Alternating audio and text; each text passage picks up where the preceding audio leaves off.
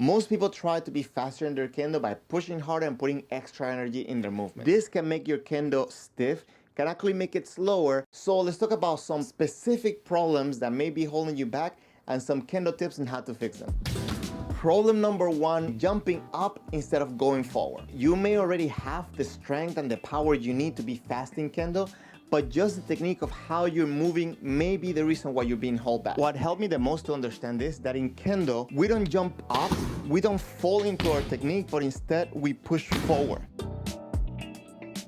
The one drill that actually I feel that made it click for me, try to move forward while using your right heel to scrape the floor. So you want to try to keep that heel down on the ground as you move forward before you move the back leg. It's a good way to start understanding how to push from your back leg with the ball of your foot and keeping your body parallel to the floor. Once you learn to properly push forward, you can transfer the weight from your body and the momentum that you create from your foot into your shinai, naturally giving you extra strength on your strike. But that leads me to problem number two, which is actually leading with your upper body. A lot of times in kendo, we're so eager to strike that the first thing to go is the arms. What you want to do is to start moving with your feet before you engage your arms into a technique.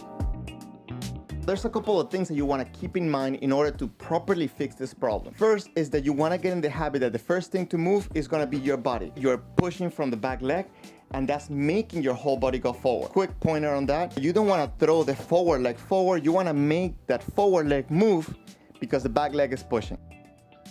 But as I said, you want to start moving forward before the arms move. There's two reasons why this actually is such a good point and something that you want to work on to make your kendo faster. If you approach your opponent with an upper relaxed body, it's going to be harder for them to know where you're going. The second reason for that is because if you start moving your body and then move your shinai, essentially what you're doing is you start moving the shinai with your body and then adding speed with your arms.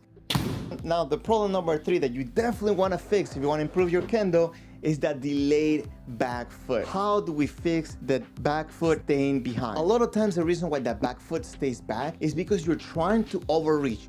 This makes it where your back foot has to stay behind to support your weight because it just takes so long to go forward. What helped me fix this is understanding that you're throwing your body forward, you're not reaching. I hope that makes sense. Let me know in the comments if you have questions about that. But what I mean by this is that you want to feel that you're actually leaving the ground, throwing everything into the technique rather than trying to go as far as you can.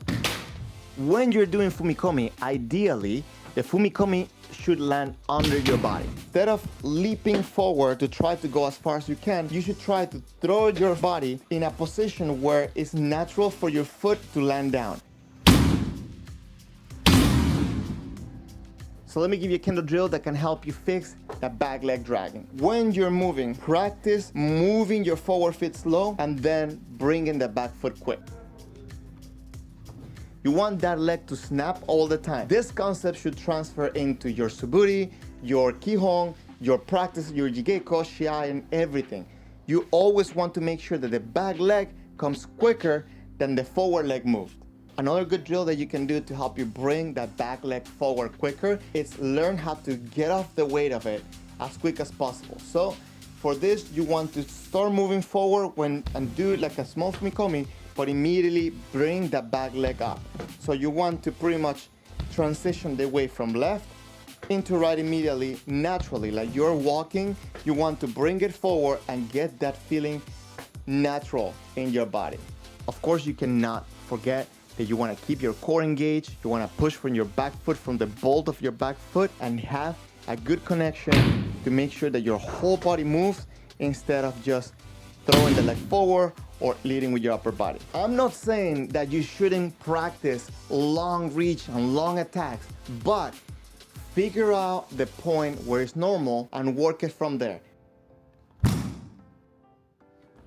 Keep in mind that the longer you try to attack, the farther you try to attack, the longer time it takes not only for you to travel that distance, but also for that back foot to come with you. So practice starting from a short distance and build it up to the point where it feels natural, you're not overreaching, you're not losing balance.